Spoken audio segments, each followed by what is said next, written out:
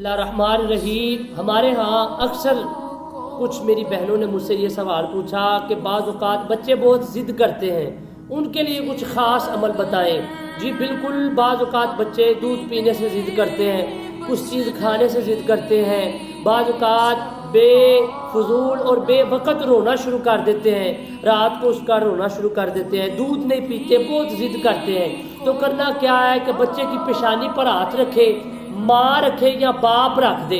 जो बच्चा ज़िद्दी हो उसके सर पर आप हाथ रखें, जो बच्चा रोता भी उसके लिए भी आप ये अमल कर सकते हैं। जो कमर्स में अल्लाह लिखे उसको ये इजाज़त है ये अमल करने के लिए।